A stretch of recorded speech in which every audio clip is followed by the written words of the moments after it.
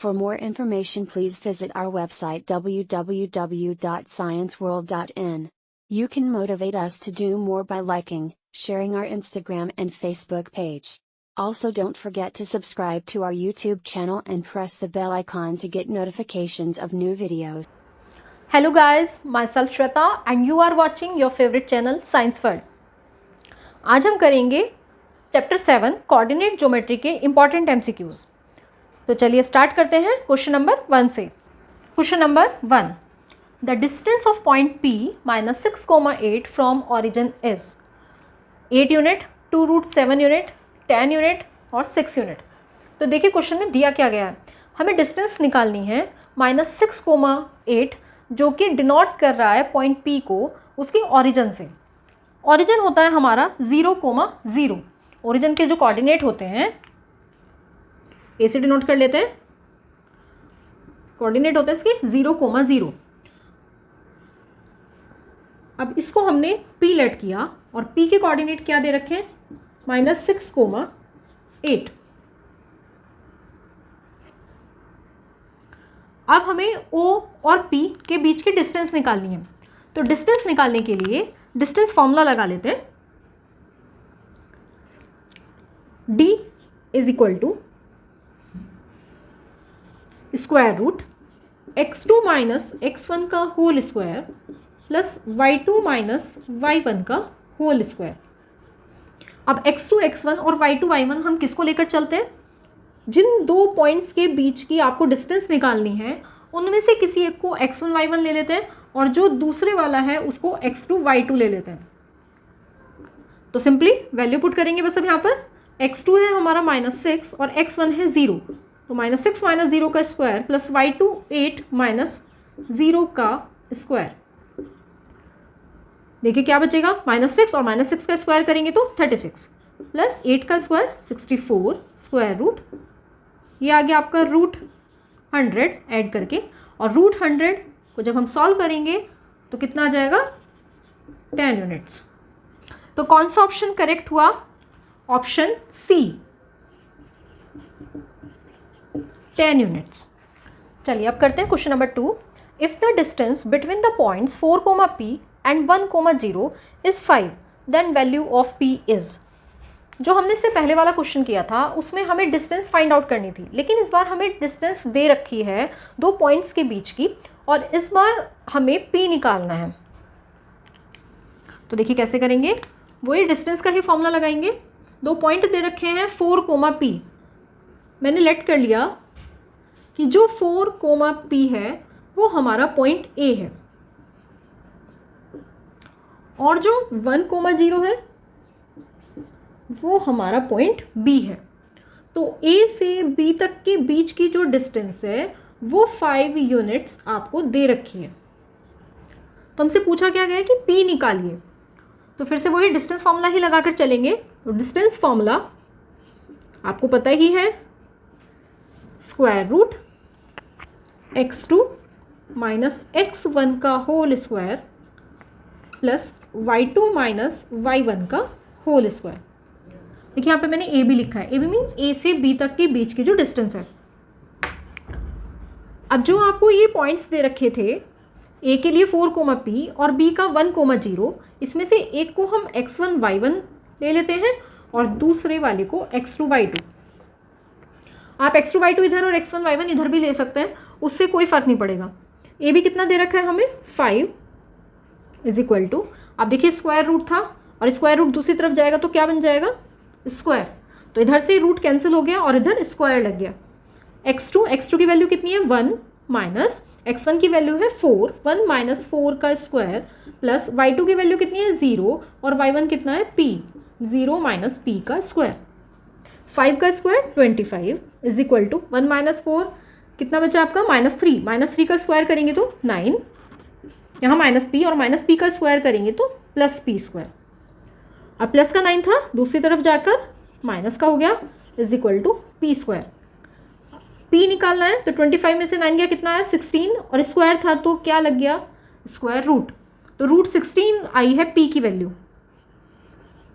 तो P is equal to √16 को जब हम सॉल्व करेंगे स्क्वायर रूट से बाहर निकलेगा तो क्या बन जाएगा +-4, क्योंकि +4 का स्क्वायर भी 16 होता है और -4 का स्क्वायर भी 16 होता है, इसलिए p के लिए दोनों वैल्यूज जाएंगी, +4 भी और -4 भी। तो कौन सा ऑप्शन हमारा करेक्ट हुआ? Option B, +-4। चलिए अब करते हैं question number 3। The distance of point P 2,3 from x axis is.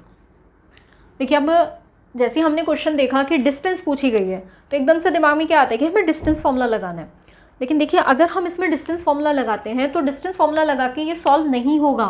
कैसे? कोई पॉइंट P और इसके कोऑर्डिनेट क्या दे रखे हैं 2,3, कोई दूसरा पॉइंट मैंने मान लिया Q जो कि किस पे आ रहा है x एक्सिस पर, और जब भी कोई पॉइंट x एक्सिस पर आ जाता है दैट मीन्स x की तो कुछ ना कुछ वैल्यू है और y आपका 0 है, लेकिन वो जो x की वैल्यू है वो भी हमें नहीं पता, तो मैंने x ही लिख लिया। तो q के कोऑर्डिनेट कितने हो गए x, 0। अब देखिए अगर मैं इन दोनों के बीच में डिस्टेंस फॉर्मूला लगाती हूँ तो ये जो x वेरिएबल है ये तो सॉल्व ही नहीं होगा, तो डिस्टेंस फॉर्मूला लगा के इन दोनों के बीच के डिस्टेंस निकल ही नहीं सकती। तो ऐसे क्वेश्चंस को देखिए कैसे करते हैं। ये कोऑर्डिनेट प्लेन बनाया, ये एक्स एक्सिस x और इधर x डैश y डैश। अगर मैं आपसे बोलती हूँ कि 2,3 को इस ग्राफ पे प्लॉट करिए तो 2,3 कहाँ जाएगा? 1 2 3, इधर 1 2 3, इधर माइनस के होते हैं -1 -2 -3, और नीचे यहाँ माइनस के होते हैं -1 -2 -3। 2,3, तो x की वैल्यू कितनी है 2 और y की वैल्यू कितनी है 3। दैट मीन्स ये जो पॉइंट होगा ये यहाँ पर आएगा। तो x एक्सिस से डिस्टेंस पूछिए, x एक्सिस कौन सी है हमारी? ये वाली हॉरिजॉन्टल एक्सिस। हॉरिजॉन्टल एक्सिस से इस पॉइंट की डिस्टेंस कितनी है? ये वाली, ये जो डिस्टेंस आपको दिखाई गई है, और ये जो डिस्टेंस है ये वाली वैल्यू हम कहाँ पर रीड करेंगे? y एक्सिस पर। तो जब भी आपसे इस तरह का क्वेश्चन पूछा जाए कि x एक्सिस से डिस्टेंस निकालनी है किसी पॉइंट की, तो हमें कौन सी वैल्यू रीड करनी होती है? जो कोऑर्डिनेट है उसमें जो y की वैल्यू को रिप्रेजेंट कर रही है, तो y की वैल्यू को यहाँ पर कौन सी वैल्यू रिप्रेजेंट कर रही है? 3। जब भी हम कोई पॉइंट लिखते हैं, जैसे यहाँ पर लिखा हमने P 2,3, तो ये जो फर्स्ट वैल्यू होती है ये x की वैल्यू को डिनोट करती है, या x कोऑर्डिनेट होता है, इसको हम एप्सिका भी बोलते हैं। और ये जो सेकंड वाली वैल्यू होती है जो कि y कोऑर्डिनेट होता है, y की वैल्यू होती है, उसको हम ऑर्डिनेट भी बोलते हैं। तो जब भी आपसे x एक्सिस से डिस्टेंस पूछी जाए तो आपको y की वैल्यू को रीड करना है, और जब आपसे y एक्सिस से डिस्टेंस पूछी जाए तो आपको x वाली वैल्यू को रीड करना है। तो यहाँ पर 2,3 कहाँ से डिस्टेंस पूछी है? इसकी x एक्सिस से। अब x एक्सिस से अगर डिस्टेंस पूछी है तो वैल्यू कौन सी रीड करेंगे? y वाली। y वाली वैल्यू है कौन सी? ये वाली। तो करेक्ट ऑप्शन इसलिए कौन सा हुआ? Option B, 3 units. चलिए अब करते हैं question number 4। The point which divides the line segment joining the point 7, -6 and 3, 4 in ratio 1:2 internally lies in. Option क्या दे रखे हैं आपको? 4 के 4 ऑप्शन आपको क्वाड्रेंट की फॉर्म में दे रखे हैं कि जो पॉइंट है वो कौन से क्वाड्रेंट में लाई करेगा, फर्स्ट में, सेकंड में, थर्ड में या फोर्थ में। तो देखिए पहले तो हम वो पॉइंट निकाल लेते हैं, उस पॉइंट के कोऑर्डिनेट निकाल लेते हैं जो डिवाइड कर रहा है 7, -6 और 3, 4 को। जब इस तरह से हम कोऑर्डिनेट निकालते हैं किसी पॉइंट के लिए तो उस टाइम हमें सेक्शन फॉर्मूला लगाना होता है।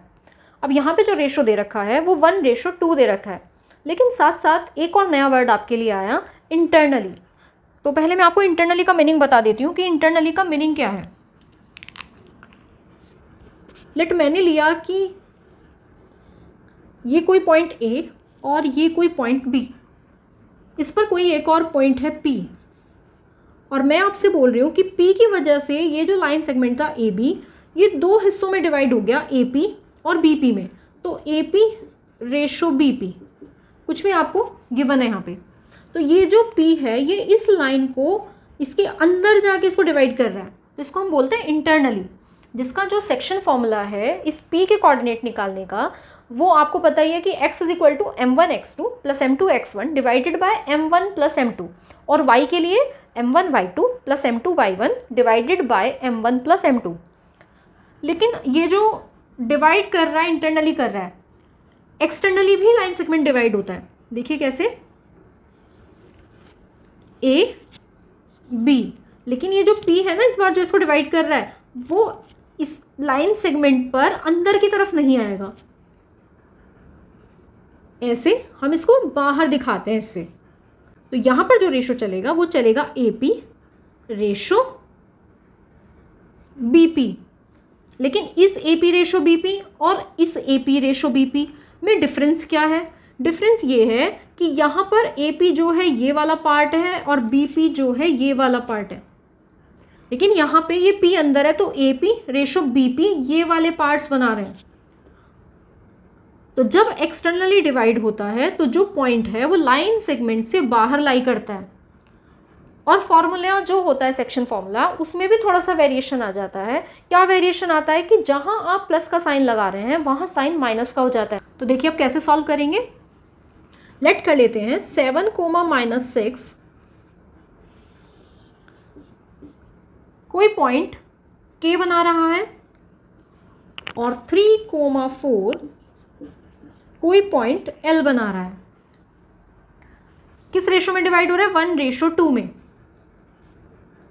जो पॉइंट डिवाइड कर रहा है KL लाइन सेगमेंट को उसको मैंने माना M, तो KM रेशो ML हमें दे रखा है 1:2। तो हमसे पूछा गया है कि बताइए जो M पॉइंट है वो कौन से क्वाड्रेंट में लाई करेगा। मेरे को M के कोऑर्डिनेट नहीं पता थे तो लेट कर लिया x, y। तो अब सेक्शन फॉर्मूला लगाएंगे। 1 क्या बन गया हमारा M1 और 2 क्या बन गया हमारा M2।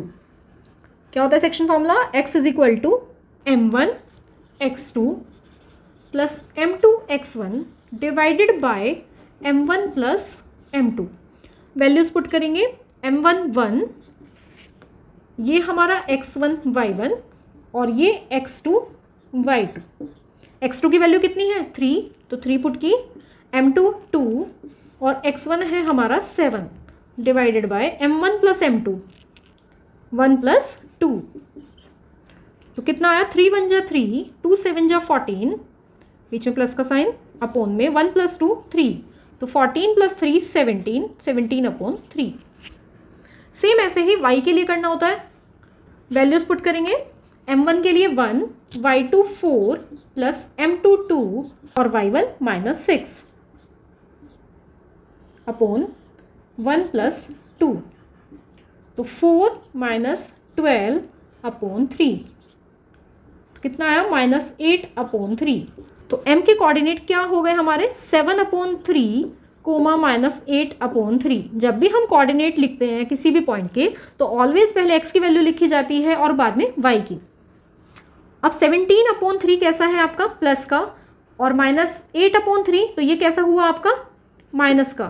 तो प्लस माइनस कौन से क्वाड्रेंट में लाई करते हैं? देखिए 4 क्वाड्रेंट होते हैं, फर्स्ट, सेकेंड, थर्ड, फोर्थ। ये हमारी एक्स एक्सिस और जो वर्टिकल एक्सिस होती है ये वाई एक्सिस। क्योंकि ये पॉजिटिव डायरेक्शन है एक्स एक्सिस की तो इस पर प्लस साइन होता है, और ये नेगेटिव डायरेक्शन है तो इसमें माइनस साइन है। ऊपर वाली पॉजिटिव डायरेक्शन है वाई एक्सिस की तो प्लस साइन, और नीचे वाले पर माइनस साइन। फर्स्ट क्वाड्रेंट में कौन सा साइन आया? Plus plus. सेकंड क्वाड्रेंट में एक्स पर कौन सा साइन है? माइनस, और वाई पर प्लस, तो इसलिए सेकंड क्वाड्रेंट का जो साइन है वो कौन सा है? Minus plus. थर्ड क्वाड्रेंट में दोनों ही माइनस के हैं तो थर्ड क्वाड्रेंट का साइन क्या है? Minus minus. फोर्थ क्वाड्रेंट में एक्स प्लस का है और वाई माइनस का, तो साइन कौन सा हुआ? Plus minus. तो 17 अपॉन 3 प्लस का, 8 अपॉन 3 माइनस का, तो प्लस माइनस कौन से क्वाड्रेंट में आया? फोर्थ क्वाड्रेंट में। तो कौन सा ऑप्शन करेक्ट हुआ हमारा? देखिए फोर्थ क्वाड्रेंट कौन से में आ रहा है? डी में, तो ऑप्शन डी।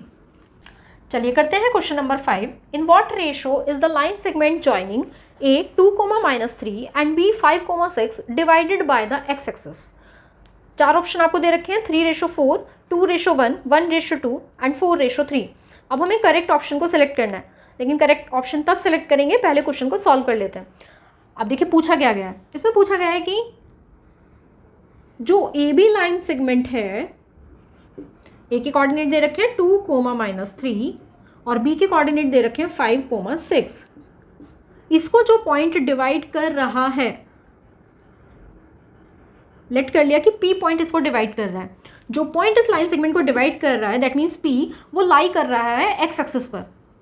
तो अब एक्स एक्सिस पर अगर लाई कर रहा है तो एक्स की तो कुछ ना कुछ वैल्यू है और वाई कितना हो गया आपका 0। तो यहाँ पे हमसे रेशो पूछा गया है कि A P ratio B P क्या होगा अगर ए बी लाइन सेगमेंट जिस पॉइंट से डिवाइड हो रहा है वो एक्स एक्सिस पर लाई कर रहा है। तो क्या पूछा गया है, m1 रेशो m2। जब भी रेशो पूछा जाए m1 रेशो m2 को हम लेट कर लेते हैं k रेशो 1। अब देखिए जब हम सेक्शन फॉर्मूला लगाते हैं तो x और y ये कोऑर्डिनेट निकलते हैं, लेकिन ये कौन से कोऑर्डिनेट है, मतलब किसके कोऑर्डिनेट है, ये p के कोऑर्डिनेट निकलते हैं कि ये जो p है वो पॉइंट जो डिवाइड कर रहा है किसी लाइन सेगमेंट को, वो किस पॉइंट पे डिवाइड कर रहा है, उसकी वैल्यूज़ क्या हैं जिस पे डिवाइड कर रहा है। तो अगर हम यहाँ पर x के रेस्पेक्ट में फॉर्मूला लगाते हैं तो x की वैल्यू हमें नहीं पता, x ही है, साथ में रेशो भी अननोन है, रेशो भी नहीं पता, तो दो वेरिएबल एक साथ आकर चलेंगे और उसको हम सॉल्व नहीं कर पाएंगे। तो जब भी इस तरीके का क्वेश्चन पूछा जाए तो ऑलवेज आपको कौन से वाले कोऑर्डिनेट को लेकर चलना है, y कोऑर्डिनेट को, और y कोऑर्डिनेट की वैल्यू कितनी दे रखी है यहाँ पर 0। तो हम y कोऑर्डिनेट वाला फॉर्मूला लगाएंगे, y is equal to m1 y2 plus m2 y1 divided by m1 plus m2। देखिए अगर यही A B line segment divide होता y एक्सिस से, तो y एक्सिस से अगर होता दैट मीन्स y की तो कुछ ना कुछ वैल्यू है लेकिन x कितना है 0। उस टाइम हम जो फॉर्मूला लगाते वो x कोऑर्डिनेट वाला लगाते, y कोऑर्डिनेट वाला नहीं लगाते। जिसकी वैल्यू 0 दी गई है उसके रेस्पेक्ट में फॉर्मूला लगाइए तभी क्वेश्चन सॉल्व हो पाएगा। तो वैल्यूज पुट करते हैं, y 0, m1 हो गया आपका k, y2 है 6, ये हमारा x2, ये y2, ये x1, ये y1, m2 1 और y1 कितना है -3 upon m1 plus m2 that means k plus 1। अब k प्लस 1 की मल्टीप्लाई 0 से हुई तो कितना बन जाएगा 0, 0 is equal to 6k minus 3, तो 6k is equal to 3, k is equal to 3 upon 6, 3 1 जा 3, 3 2 जा 6, k इज इक्वल टू आया 1 अपॉन 2, या हम क्या बोल सकते हैं कि k ratio 1 is equal to 1 ratio 2, या हम ये भी बोल सकते हैं कि m1 ratio m2 is equal to 1 ratio 2। तो कौन सा ऑप्शन हमारा करेक्ट हुआ, ऑप्शन सी 1 रेशो 2। चलिए करते हैं question number 6। In what ratio does the line x minus y minus 2 is equal to 0 divide the line segment joining the points a and b। a के coordinate दे रखे हैं 3, -1 और b के कोऑर्डिनेट दे रखे हैं 8, 9। तो सॉल्व करते हैं।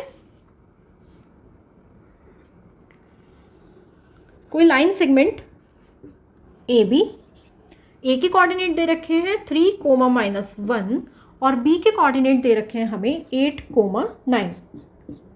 तो इसको मैंने लेट कर लिया x1 y1 और इसको लेट कर लिया x2 y2।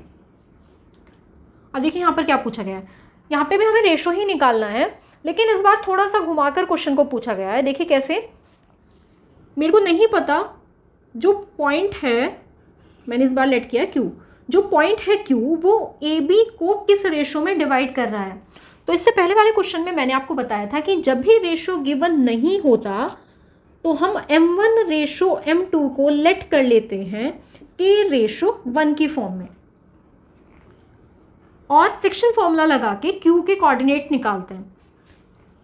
अब देखिए ये जो Q है इसके कोऑर्डिनेट हमें नहीं पता और इस बार Q x एक्सिस या y एक्सिस पर भी लाई नहीं कर रहा कि हम x या y में से किसी एक को 0 मान के क्वेश्चन को सॉल्व कर सकें। लेकिन एक हिंट क्वेश्चन में दिया गया है, वो क्या है कि जो Q पॉइंट है वो लाई कर रहा है x minus y minus 2 is equal to 0, इस लाइन पर लाई कर रहा है। दैट मीन्स ये जो क्यू के कोऑर्डिनेट हैं ये सॉल्यूशन है इस गिवन इक्वेशन के, ये जो आपको लाइन की इक्वेशन दे रखी है x minus Y minus two is equal to 0। इसका मीनिंग क्या हुआ कि जो x और y की वैल्यूज आएंगी q के लिए उसको अगर मैं गिवन इक्वेशन में पुट करूंगी तो ये इक्वेशन सेटिस्फाई होगी। दैट मीन्स LHS और RHS आपस में इक्वल आ जाएंगे। लेकिन अभी तो हमें x और y नहीं पता, तो जब हम सेक्शन फॉर्मूला लगा के x और y निकालेंगे तो वो वैल्यूज k के रेस्पेक्ट में आएंगी, और जब ये x y की वैल्यूज हम गिवन इक्वेशन में पुट करेंगे तो x और y रिप्लेस हो जाएंगे k वेरिएबल से। तो इक्वेशन में कोई भी अननोन वेरिएबल नहीं बचेगा एक्सेप्ट k, और उस k की वैल्यू हमें पता चल जाएगी, और वो ही हमसे पूछा गया है। क्योंकि अगर k हमें पता चल जाता है दैट मीन्स रेशो हमें पता चल गया, और रेशो ही हमसे क्वेश्चन में पूछा गया है। तो शुरू करते हैं। कैसे करेंगे? q के कोऑर्डिनेट निकालते हैं सेक्शन फॉर्मूला लगा के, x is equal to m1 x2, तो k multiply x2 8 plus m2 x1, m2 के लिए 1, x1 के लिए 3 अपोन में m1 plus m2 that means k plus 1। x is equal to 8k plus 3 upon k plus 1। Same ऐसे ही y के लिए निकालते हैं, तो y is equal to m1 y2, m1 k, y2 है हमारा 9 प्लस m2 1 और y1 है हमारा -1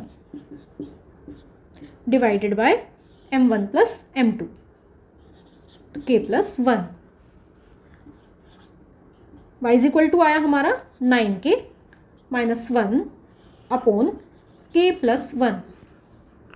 तो x और y की वैल्यूज हमारे पास आ गई, या बोल दीजिए q के कोऑर्डिनेट आ गए, लेकिन किसके रेस्पेक्ट में आए? k के रेस्पेक्ट में। अब हमसे बोला गया है कि ये जो कोऑर्डिनेट है q के, ये सॉल्यूशन है गिवन लाइन का, और लाइन की इक्वेशन हमें क्या दे रखी है? x minus Y minus two is equal to 0। तो ये जो x और y की वैल्यूज आई इसको अब मैं इस गिवन इक्वेशन में पुट करूंगी। x हट जाएगा और x की जगह आ जाएगा 8k plus 3 upon k plus 1, minus y की जगह आ जाएगा 9k minus 1 upon k plus 1 is equal to, इस -2 को इधर ले गए, हो गया 2। एलसीएम ले लेते हैं, k प्लस 1 तो कितना आया आपका? 8k प्लस 3, माइनस से ब्रैकेट ओपन करेंगे, minus 9k minus minus plus 1। अब इसको सॉल्व करेंगे, 8k माइनस 9k तो आया आपका -k plus 3 plus 1 that means plus 4 is equal to, ये इक्वल में 2 ऐसे ही चल रहा है तो 2 की मल्टीप्लाई हो जाएगी k प्लस 1 से, तो कितना आ जाएगा? 2k plus 2।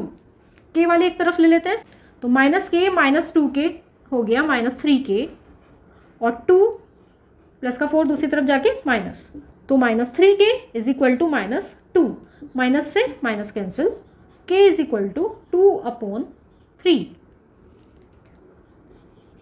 या हम इसको ऐसे भी बोल सकते हैं कि k ratio 1 is equal to 2 ratio 3, और k रेशो 1 ही हमारा m1 रेशो m2 है, तो m1 रेशो m2 हो गया हमारा 2 रेशो 3। तो कौन सा ऑप्शन हमारा करेक्ट हुआ? Option B, 2 ratio 3। चलिए next question, question number 7। If G is a centroid of a triangle ABC and two of its vertices are A and B, then third vertex of triangle is G centroid दे रखी है, और जो centroid है उसके coordinate हमें पता है, वो क्या है? -2, 1। जो ट्राइंगल ABC है उसमें A और B के कोऑर्डिनेट भी हमें पता है। A के कोऑर्डिनेट गिवन है 1, -6 और B के कोऑर्डिनेट दे रखे हैं -5, 2। जो थर्ड वर्टेक्स है उसके कोऑर्डिनेट हमें फाइंड आउट करने हैं। देखिए सबसे पहला क्वेश्चन अराइज होता है कि सेंट्रॉइड होती क्या है, किसको बोलते हैं हम सेंट्रॉइड?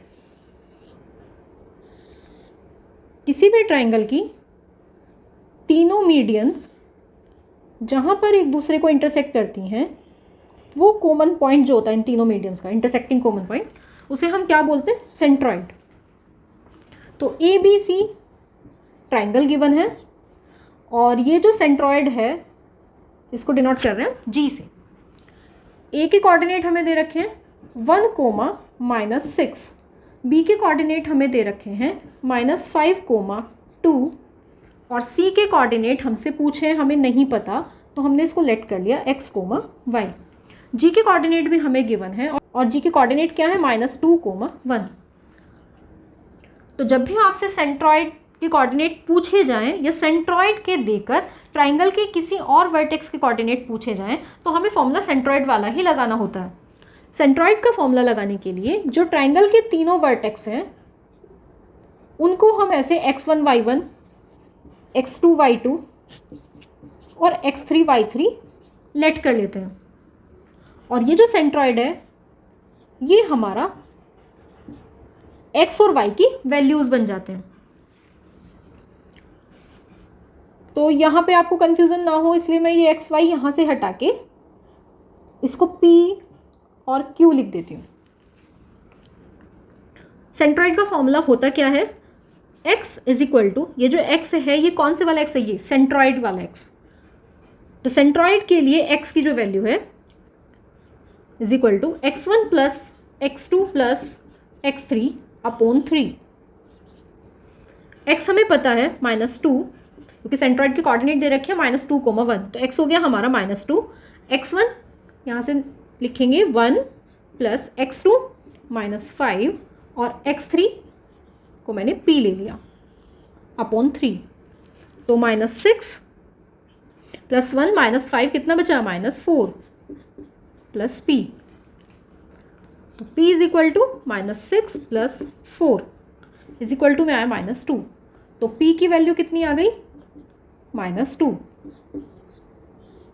अब ऐसे ही q निकालेंगे लेकिन इस बार फॉर्मूला लगाएंगे y के लिए। तो y is equal to same ऐसे ही y1 plus y2 plus y3 upon 3, y1 plus y2 plus y3 upon 3। Values put करते हैं। y1 है हमारे पास -6 प्लस y2 है हमारे पास 2 और y3 है हमारे पास q अपॉन 3। और इस y की वैल्यू कितनी गिवन है, y की वैल्यू है 1 क्योंकि ये जो y है ये कौन से कोऑर्डिनेट को इंडिकेट कर रहा है, सेंट्रॉइड के कोऑर्डिनेट को। तो 1 इज इक्वल टू -6 प्लस 2 कितना बचा, -4 plus q upon 3। Cross multiply करते हैं, 3 1 जा 3, 3 is equal to -4 plus q। तो q is equal to 3 plus 4 that means 7। तो c जो कि इंडिकेट कर रहा था p, q को, तो कोऑर्डिनेट क्या आ गए इसके, -2, 7। तो कौन सा ऑप्शन करेक्ट हुआ हमारा, ऑप्शन डी, -2, 7। चलिए करते हैं question number 8। If a line intersects the y axis and x axis at the points p and q respectively, if 2, -5 is the midpoint of pq, the coordinate of p and q are। तो क्या given है हमें कि जो p है वो y axis पे लाई कर रहा है और जो q है वो x एक्सिस पर लाई कर रहा है। p इधर q, इसको मैं इधर और एक्सटेंड करके लाइन वाली फॉर्म आपको दिखा देती हूँ और इधर भी और एक्सटेंड किया और एरो लगा दिया। दैट मीन्स ये पूरी कोई एक लाइन थी और इस तरीके से जा रही थी कि जो P पॉइंट है वो y एक्सिस पर आ रहा है और जो Q पॉइंट है वो हमारा x एक्सिस पर आ रहा है। अब P y एक्सिस पर आ रहा है तो y एक्सिस पर जब भी कोई पॉइंट आता है दैट मीन्स y की तो कुछ ना कुछ वैल्यू है लेकिन x 0 हो जाता है, तो इसको लिख दिया मैंने 0, y। अब q x एक्सिस पर है तो x की तो कुछ ना कुछ वैल्यू है लेकिन y 0 है। आगे दिया हुआ है 2, -5 is the mid point of PQ। अब PQ का मिड पॉइंट हमें दे दिया, मैं इसको लेट कर लेती हूँ R से और इसके कोऑर्डिनेट हमें क्या दे रखे, 2, -5। तो हमसे पूछा है कि बताइए P और Q के कोऑर्डिनेट क्या हैं। देखिए इतना तो क्लियर हो ही रहा है कि P के कोऑर्डिनेट निकालेंगे तो x 0 रहेगा और y कोई वैल्यू आएगी, Q के लिए y 0 रहेगा और x की कुछ ना कुछ वैल्यू आएगी। देखिए क्योंकि R मिड पॉइंट दे रखा है that means PR ratio RQ कितना हो जाएगा, 1:1। या हम क्या बोल सकते हैं कि M1 ratio M2 is equal to 1:1। जब भी m1 रेशो m2 1:1 हो जाता है, उस टाइम पे जो सेक्शन फॉर्मूला है आपका वो कन्वर्ट हो जाता है x is equal to x2 plus x1/2 और y is equal to y2 plus y1/2 में। ऐसा क्यों हुआ? क्योंकि m1 की जगह हम 1 पुट करेंगे और जहाँ पर भी m2 होगा वहाँ पर भी हम 1 पुट करेंगे। तो m1 की मल्टीप्लाई हुई x2 से और m1 1 था, तो 1 के होने ना होने से कोई फर्क नहीं पड़ रहा है। 1 की मल्टीप्लाई किसी भी नंबर में करें तो वो नंबर ही आंसर में आता है। तो इसलिए m1 मल्टीप्लाई x2 अगर हम कर रहे हैं तो सिर्फ x2 रह जाएगा, और ऐसे ही m2 की मल्टीप्लाई अगर हम x1 से करेंगे तो सिर्फ x1 बचेगा। सेम ऐसे ही आपका y के रेस्पेक्ट में होगा। तो अब सॉल्व करने के लिए इसको x1, इसको y1 लेट कर लिया, इसको x2 और इसको y2 लेट कर लिया। सेक्शन फॉर्मूला लगाएंगे तो कोऑर्डिनेट किसके निकलते हैं? उस पॉइंट के जो किसी गिवन लाइन सेगमेंट को डिवाइड कर रहा है। तो r के कोऑर्डिनेट हम निकालेंगे सेक्शन फॉर्मूला लगा के, x is equal to x2 plus x1/2। ये जो x है ये कौन सी वैल्यू रखी जाएगी? r से आएगी वैल्यू, तो कितना हो जाएगा 2 is equal to x2, x आया और x1 आपका 0/2। x is equal to cross multiply करिए, x इज इक्वल टू कितना आया 4। सेम ऐसे ही अब हम फॉर्मूला लगाएंगे y के लिए, y is equal to y2 plus y1/2। Confuse मत होइएगा, ये सेक्शन फॉर्मूला ही है, लेकिन ये सेक्शन फॉर्मूला किस केस में लगता है? जब रेशो आपका 1:1 हो जाता है। तो x कोऑर्डिनेट के लिए x2 प्लस x1/2 और y कोऑर्डिनेट के लिए y2 प्लस y1/2। y की वैल्यू कितनी है? -5 इज इक्वल टू y2 कितना है 0 और y1 कितना है? y ही है अपॉन 2। 2 5 जा 10, तो -10 is equal to 0 plus y, या बोल लीजिए y इज इक्वल टू -10। तो हमसे पूछा गया था p के कोऑर्डिनेट बताओ। p को हम कैसे रिप्रेजेंट कर रहे हैं? 0, y से। तो 0 और y की वैल्यू कितनी आई है? -10। q के कोऑर्डिनेट हम क्या लिख कर चल रहे हैं? x, 0। तो x की वैल्यू कितनी आई है? 4 और ये 0।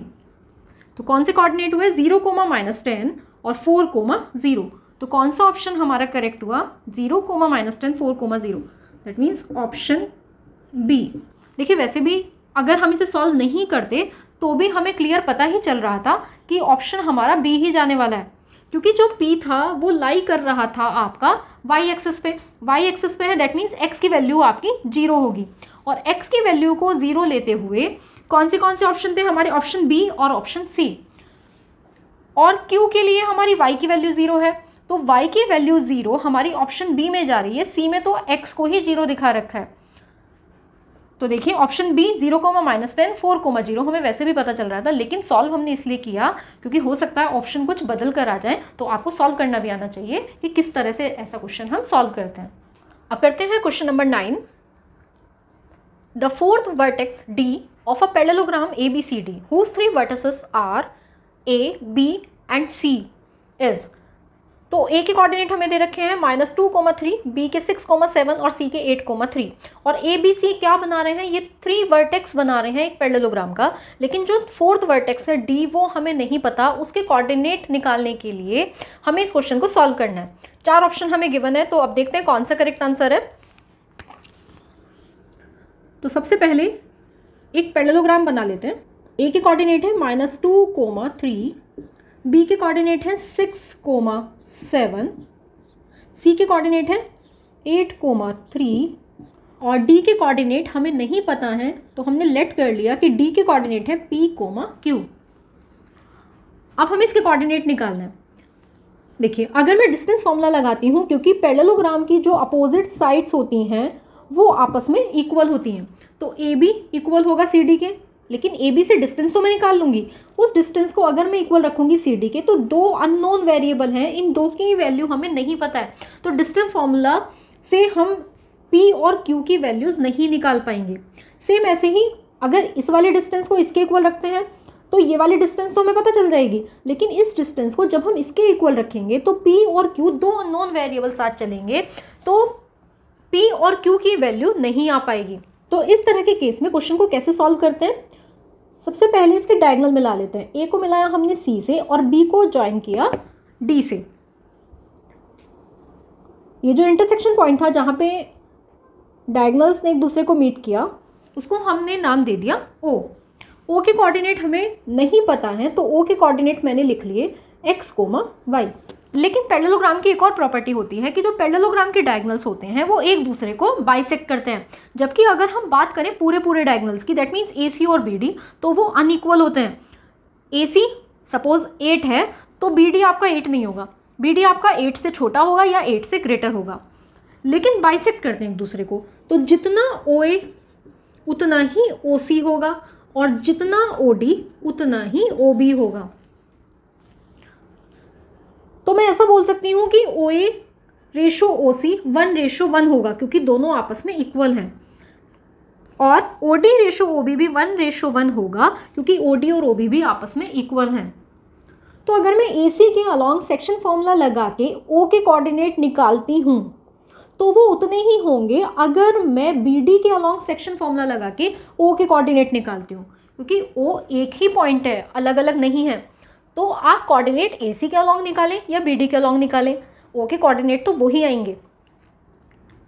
तो अब हम ये ऐसा ही करेंगे कि सेक्शन फॉर्मूला लगाते हैं और फिर जो x की वैल्यू AC के अलॉन्ग आएगी O के लिए उसको इक्वल रख देंगे जो x की वैल्यू आएगी BD के अलॉन्ग O के लिए। रेशो OA रेशो OC लें तो भी 1:1 है, और OD रेशो OB लें तो भी 1:1 है। तो देखिए कैसे करेंगे। 4 कोऑर्डिनेट्स ऑफ D, पहले मैं x के लिए लगा रही हूँ, तो x इज इक्वल टू, अगर मैं AC के अलॉन्ग लगाती हूँ तो क्या हो जाएगा, x2 plus x1 upon 2, 8 plus minus 2 upon 2। अब ये कैसे आया, देखिए सेक्शन फॉर्मूला इससे पहले मैंने आपको बताया था कि सेक्शन फॉर्मूला में अगर आपका जो m1:m2 है वो 1:1 हो जाता है तो थोड़ा सा मॉडिफाई हो जाता है फॉर्मूला। क्या बन जाता है, x is equal to x2 plus x1 upon 2 और y is equal to y2 plus y1 upon 2। तो यहाँ पे x2 8 लिया हमने, x1 -2 और अपॉन में 2। लेकिन ये वाला जो x कोऑर्डिनेट आया है वो किसके अलॉन्ग निकाला हमने, AC के अलॉन्ग। अब हम BD के अलॉन्ग निकालेंगे इस x का कोऑर्डिनेट। अब क्योंकि x तो यही है, आप AC के अलॉन्ग निकालें BD के अलॉन्ग तो इक्वल ही चलेगा। तो BD के अलॉन्ग अगर हम निकालते हैं तो x2 प्लस x1 अपॉन 2, तो 6 प्लस p अपॉन 2। तो अब ये भी x के इक्वल और ये भी x के इक्वल, दैट मीन्स ये और ये आपस में इक्वल। तो 8 plus minus 8 minus 2 upon 2 equal होगा 6 प्लस p अपॉन 2 के। 2 से 2 कैंसिल, 8 में से 2 गया कितना है 6, 6 is equal to 6 plus p, इधर जाके 0 हो गया तो p इज इक्वल टू कितना आ गया हमारा 0। D के कोऑर्डिनेट निकालेंगे y के लिए, तो y is equal to y2 plus y1 upon 2। अब इसको भी ऐसे लेंगे, एक बार AC के अलॉन्ग और एक बार BD के अलॉन्ग। तो y जो हम निकाल रहे हैं वो O के लिए निकाल रहे हैं, तो आप AC के अलॉन्ग निकालें या BD के अलॉन्ग निकालें, दोनों इक्वल ही आएंगे। तो AC के अलॉन्ग अगर हम निकालें तो y2 plus y1 that means 3 plus 3 upon 2 equal होगा, BD के अलॉन्ग निकाल रहे हैं that means 7 plus q upon 2। तो ये दोनों आपस में कैसे हो जाएंगे, equal. 3 plus 3 6, 6 upon 2 is equal to 7 plus q upon 2। 2 से 2 cancel, 6 is equal to 7 plus q, इधर आके माइनस का हो गया तो q इज इक्वल टू कितना है आपका -1। अब p और q दोनों की वैल्यू आ गई है और p और q कोऑर्डिनेट बना रहे हैं D के। तो D के कोऑर्डिनेट हमारे क्या हो गए, p कोमा q था, p की वैल्यू 0 और q की -1, तो D के कोऑर्डिनेट क्या हो गए 0, -1। तो कौन सा ऑप्शन हमारा करेक्ट हुआ, ऑप्शन बी 0, -1।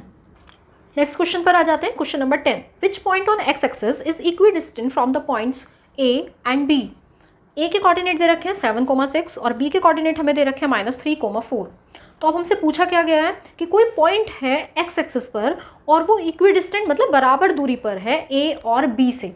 तो यहाँ पे ऐसा बिल्कुल नहीं बताया गया है कि A और वो पॉइंट जो x एक्सिस पर है और B वो तीनों एक स्ट्रेट लाइन में आ रहे हैं, और जब तक क्वेश्चन में ऐसा इंडिकेशन नहीं है कि वो एक लाइन सेगमेंट है, स्ट्रेट लाइन पर आ रहे हैं, तो उस टाइम हम सेक्शन फॉर्मूला नहीं लगा सकते। तो इस वाले केस में हम क्या लगाकर चलेंगे, डिस्टेंस फॉर्मूला। देखिए अब जो पॉइंट था एक्स एक्सिस पे हमें नहीं पता था क्या पॉइंट है, तो मैंने इसको लेट कर लिया कि वो पॉइंट है C। और क्योंकि वो एक्स एक्सिस पर लाई कर रहा है दैट मीन्स एक्स की तो कुछ ना कुछ वैल्यू है और वाई हमारा 0 है। अब जो सी है वो ए से और बी से इक्वल डिस्टेंस पर है। ए के कोऑर्डिनेट क्या दे रखे हैं हमें 7,6 और बी के कोऑर्डिनेट हमें दे रखे हैं -3,4। अब क्योंकि सी ए और बी से इक्वल डिस्टेंस पर है that means A C equal होगा बी सी के, या हम ये भी बोल सकते हैं कि A C square is equal to B C square. अब मैंने स्क्वायर क्यों किया, स्क्वायर करने का क्या फ़ायदा है यहाँ पर, देखिए अगर मैं ए सी और बी सी के लिए फॉर्मूला लगाती डिस्टेंस फॉर्मूला तो स्क्वायर रूट में लगाना पड़ता। अभी यहाँ पे पहले स्क्वायर कर दिया है तो वो जो स्क्वायर रूट था वो पहले ही हट गया है, तो फॉर्मूला हमारा बन गया x2 माइनस x1 का whole square plus y2 minus y1 का होल स्क्वायर। अब ये जो रूट था ना ये मैं नहीं लगाऊंगी क्योंकि स्क्वायर है तो स्क्वायर रूट हट गया है। सेम ऐसे ही बी सी के लिए फॉर्मूला लगेगा, लेकिन अब ऐसा नहीं है कि इन्हें कैंसिल आउट कर देंगे, यहाँ ए सी के लिए वैल्यूज रखी जाएंगी और यहाँ बी सी के लिए। ए सी इसको मैंने माना x1 y1, इसको माना x2 y2, तो x2 की जगह आया x माइनस x1 की जगह 7 का होल स्क्वायर प्लस y2 की जगह आया 0 माइनस y1 की जगह आया 6 का होल स्क्वायर। जब आप डिस्टेंस निकाल रहे हैं AC की, इसको x1 y1 लिया, इसको x2 y2, या आप इसको x1 y1 ले लीजिए, इसको x2 y2 ले लीजिए, उस चीज़ से कोई फ़र्क नहीं पड़ेगा, डिस्टेंस फिर भी वही आएगी। इज इक्वल टू, अब इन दोनों के लिए लगाना है, इसको मैंने x2 मान लिया तो -3 माइनस x का होल स्क्वायर, क्योंकि ये x2 और ये x1, y2 मीन्स 4 माइनस 0 का होल स्क्वायर। देख a माइनस बी का होल स्क्वायर खोलेंगे, एक्स स्क्वायर प्लस 7 का स्क्वायर 49 माइनस 14x प्लस -6 का स्क्वायर 36 इज इक्वल टू, अब देखिए ये वाली आइडेंटिटी तो ना तो a प्लस बी के होल स्क्वायर से मैच हो रही है और ना ही a माइनस बी के होल स्क्वायर से। तो देखिए कैसे करते हैं इसको, जैसे ये लिखा है -3 माइनस x का होल स्क्वायर, तो मैंने क्या किया -1 कॉमन ले लिया, तो अंदर कितना बचा 3 प्लस x और इस पूरे पे होल स्क्वायर लग गया। तो अब ये जो स्क्वायर है ये इसको भी मिलेगा और ये जो स्क्वायर है इस पर भी लगेगा, तो इसका स्क्वायर हो तो ये 1 बन गया, माइनस का 1 इसका स्क्वायर तो +1, और क्या रह गया आपका 3 प्लस x का होल स्क्वायर।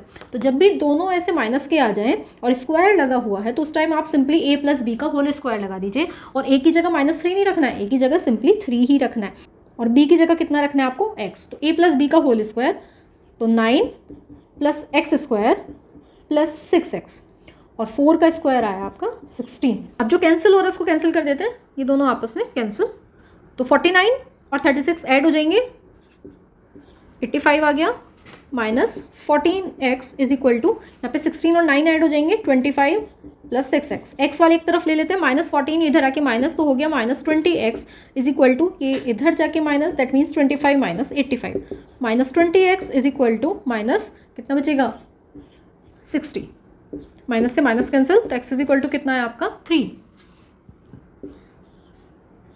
और हमसे क्वेश्चन में पूछा क्या गया था कि इसके कोऑर्डिनेट बताइए, c के कोऑर्डिनेट बताइए।